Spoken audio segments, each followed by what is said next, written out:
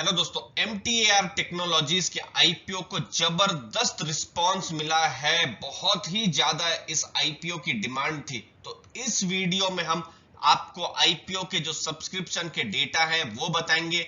आपने आईपीओ में अप्लाई किया है तो क्या आपका अलॉटमेंट का चांसेस रहेगा वो डिस्कस करेंगे। कौन से इंपॉर्टेंट डेट्स अब आपको ध्यान में रखनी है, जैसे लिस्टिंग डेट हुई या जो भी आपके रिफंड की डेट हुई, ये सब आपको बताएंगे। जो अलॉटमेंट की लिंक किस दिन आएगी, ये सब इंपॉर्टेंट इंफॉर्मेशन। और करंट अभी क्या डब्बा भाव या जो ग्रे मार्केट प्राइस क्या चल रहा है वो बताएंगे। और लिस्टिंग डे के दिन क्या एक्सपेक्टेशन आप रख सकते हैं। और वीडियो के अंत में कुछ बोनस इंफॉर्मेशन देंगे जो कि एज एन इन्वेस्टर आपको बिल्कुल पता होनी चाहिए। उससे आपको आइडिया आएगा कि आप और जो बड़े निवेशक हैं क्या सोच रहे हैं। वो सब डिटेल्स हम आपको बताएंगे दोस्तों। MTAR टेक्नोलॉजीज का आईपीओ लगभग 600 करोड़ का आईपीओ था और देखिए 200 टाइम्स ये सब्सक्राइब हुआ है। अब वहां पर भी देखिए अलग अलग कैटेगरीज होती है। जो बड़े निवेशक होते हैं, जो एफआईआईज होते हैं, जो म्यूचुअल फंड जो होते हैं, उन्होंने 165 टाइम सब्सक्राइब किया है। और ये देखिए एनआईआई 650 टाइम्स सब्सक्राइब किया है। और दोस्तों जिस आईपीओ में एनआईआई का सब्सक्रिप्शन बहुत ज्यादा होता है वहां पर लिस्टिंग गेन के चांसेस बहुत ज्यादा बढ़ जाते हैं। ये कौन से इन्वेस्टर होते हैं जिन्होंने 2 लाख से ज्यादा का जो इन्वेस्टमेंट किया होता है। बहुत बार ये जो बाजार से लोन लेके भी इन्वेस्ट करते हैं। तो आप देख सकते हैं 650 टाइम्स उन्होंने यहां पर सब्सक्राइब किया है। रिटेल सब्सक्रिप्शन आप देखिए 28 टाइम्स हुआ है, 28 टाइम्स रिटेल सब्सक्रिप्शन हुआ है। तो हम यहाँ रिटेल सब्सक्रिप्शन की बात करेंगे तो किस हिसाब से अब अलॉटमेंट के चांसेस रहेंगे वो हम आपको बताते हैं। दोस्तों अलॉटमेंट बहुत ही टफ होने वाला है, इसको आपको बिल्कुल ध्यान में रखना है। मुझे इस आईपीओ में मिसेस बेक्टर्स फूड जो दिसंबर के महीने में आया था उस आईपीओ की याद आ गई दोस्तों। वो 540 करोड़ का आईपीओ था, थोड़ा सा इससे छोटा था आईपीओ, लेकिन रिटेल का वैसा ही देखिए 29 टाइम्स वहां पर भी सब्सक्राइब हुआ था। और ये जो एनआईआईज है उन्होंने भी 600 टाइम सब्सक्राइब किया था दोस्तों। बर्गर किंग आईपीओ भी ऐसा ही था दोस्तों। तो आप समझ सकते हैं अलॉटमेंट थोड़ा कम रहेगा। 4 से 5% के चांसेस लगते हैं दोस्तों। मेरे घर से 3 एप्लीकेशन गई है तो मैं बहुत ज्यादा अपने लिए उम्मीद नहीं रख रहा हूं। अगर 15-16 एप्लीकेशन या 20 एप्लीकेशन आपके घर से या आपके फैमिली मेंबर्स रिलेटिव्स के जो वहां से गई है तो एक जगह से मिलने की उम्मीद है। तो आप समझ सकते हैं कितना डिफिकल्ट होने वाला है यहाँ पर अलॉटमेंट मिलना दोस्तों।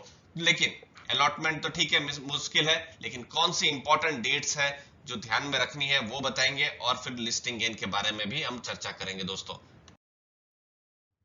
तो यहाँ पर इनिशिएशन ऑफ रिफंड्स होगा मार्च 12 को और ये एक तरीके से आपके ही अकाउंट में पैसा है। ये ब्लॉक्ड स्टेट में है अभी, आप देख सकते हैं। आप खुद भी अपने बैंक अकाउंट में चेक जरूर कीजिए। तो ये अनब्लॉक हो जाएगा ये पैसा। और अलॉटमेंट की जो लिंक है एक्सपेक्ट हम कर रहे हैं 12 मार्च को आ जाएगी। कम्युनिटी पेज जो है वहां पर हर बार की तरह जो हर आईपीओ में हम करते हैं कि वो जो लिंक है वो हम शेयर कर देंगे, तो आप चेक भी कर सकते हैं। बहुत बहुत बेस्ट विशेष है आपका यहाँ पर अलॉटमेंट हो, क्योंकि ये आईपीओ में बहुत ही जबरदस्त लिस्टिंग गेन होने वाला है दोस्तों। अब 13 और 14 तारीख 13-14 को छुट्टी है, 15 को शेयर क्रेडिट हो जाएगा। अगर आपका अलॉटमेंट यहाँ हुआ है तो 15 तारीख को आपको यहाँ पर कोई चिंता नहीं है, आपके अकाउंट में पैसा आ जाएंगे। और लिस्टिंग हो जाएगी 16 मार्च को। अब लिस्टिंग गेन में क्या एक्सपेक्टेशन रहेगी उसके बारे में जरा सा जान लेते हैं। लेकिन दोस्तों सबसे पहले अगर आपके या आपके फैमिली मेंबर्स ने अभी तक भी कोई डीमैट अकाउंट नहीं खोला है तो लीडिंग ब्रोकरेजेस की लिंक नीचे दी हुई है। 300 रुपए आपको कैशबैक भी मिलेगा, लिंक आप नीचे देख सकते हैं। और ब्रोकरेज जो अपना जो अकाउंट है वहां से खुलवा सकते हैं दोस्तों। ये बहुत ही एक यूनिक मौका है, बहुत सारे आईपीओ आ रहे हैं तो इस मौके को बिल्कुल नहीं गवाइए। लिस्टिंग गेन के बारे में जानते हैं दोस्तों। बहुत ही जबरदस्त रिस्पांस है और ग्रे मार्केट प्राइस या जो डब्बा बाजार है बहुत ही मजबूत है। यहां पर आपको हम बता दें कि सेकेंडरी रिसर्च जो हमने किया हुआ है उससे पता चल रहा है लगभग 75% का लिस्टिंग गेन एक्सपेक्ट किया जा सकता है। मुझे याद आता है कुछ दिनों पहले ही एक इंडिगो पेंट्स का आईपीओ आया था। महेंद्र सिंह धोनी जी उनके ब्रांड एम्बेसडर थे, तो आपने देखा था बहुत अच्छा उसका लिस्टिंग हुआ था। तो वैसी ही लिस्टिंग यहाँ पर या उससे अच्छी लिस्टिंग भी यहाँ पर एक्सपेक्ट की जा रही है दोस्तों। लेकिन आपको ध्यान में रखना है कि MTAR टेक्नोलॉजीज जब भी लिस्ट होगी तो ये एक स्मॉल कैप कंपनी रहेगी, तो आपको वोलेटिलिटी को भी समझना है। और देखिए मार्केट है तो मार्केट में उतार चढ़ाव होते भी रहते हैं। अगर कुछ बहुत ही एडवर्स नेगेटिव चीजें नहीं हुई और मार्केट अगर 5-10 दिन अगर गिरता गिरता रहा तो फिर यहाँ पर कुछ फर्क पड़ सकता है, बट फिलहाल यहाँ पर एक बहुत ही स्ट्रॉन्ग लिस्टिंग गेन के संकेत है। लेकिन ये हम GMP हम देखते रहेंगे और फिर 4-5 दिन के बाद हम फिर से एक बार बता देंगे कि किस हिसाब से यहाँ पर जो ग्रे मार्केट प्राइस यहाँ पर चल रहा है। बट फिलहाल बहुत ही अच्छी यहाँ पर लिस्टिंग की उम्मीद है आपको। लेकिन हमेशा हर बार की जो वीडियोस है हम बताते हैं रिस्क और एसेट एलोकेशन को फोकस में रखना है। अगर आपके पास 10 लाख रुपए है और इस आईपीओ में आपने पैसा डाला तो आपकी जो टोटल पूंजी है उसका 1-1.5% आपने डाला है, तो रिस्क एक तरीके से थोड़ा सा कम हो गया। लेकिन आपके पास पूरी पूंजी समझ लीजिए 50,000 की है और आपने 15,000 डाला, तो आपने लगभग 30% के पैसों की रिस्क ली है। तो इसीलिए रिस्क हमेशा ध्यान में रखिए, एसेट एलोकेशन ध्यान में रखिए। इसीलिए अपने जो भी फाइनेंशियल एडवाइजर्स हैं उनकी सलाह जरूर लीजिए दोस्तों। यहाँ पर हम एजुकेशनल के लिए सब डेटा को आपके सामने ला रहे हैं। अब देखिए NIIs का बहुत ही अच्छा इंटरेस्ट रहा है, QIB का इंटरेस्ट रहा है, लेकिन एंकर इन्वेस्टर्स का क्या इंटरेस्ट है दोस्तों, ये समझना बहुत जरूरी है, लिस्टिंग के समय भी लिस्टिंग के बाद भी। दोस्तों 10 म्यूचुअल फंड और 39 स्कीम्स ने इस आईपीओ में अप्लाई किया है। बहुत सारे स्मॉल कैप म्यूचुअल फंड्स जो हैं उन्होंने भी यहाँ सब्सक्राइब किया हुआ है। देखिए axis small cap, Kotak small cap, ICICI prudential small cap, Nippon India small cap, Franklin India smaller caps. इसके अलावा भी दोस्तों गोल्डमैन ने यहाँ पर अप्लाई किया हुआ है। सुंदरम के अलग अलग जो स्कीम्स है उन्होंने अप्लाई किया हुआ है दोस्तों।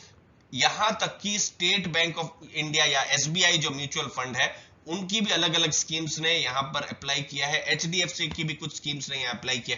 तो यहां पर बता सकते हैं दोस्तों कि जो बड़े इन्वेस्टर हैं वो बिल्कुल पॉजिटिव है इस कंपनी पर, और वो अपने जो स्मॉल कैप के जो पोर्टफोलियो है वहां पर MTAR टेक्नोलॉजीज को रखना चाहते हैं।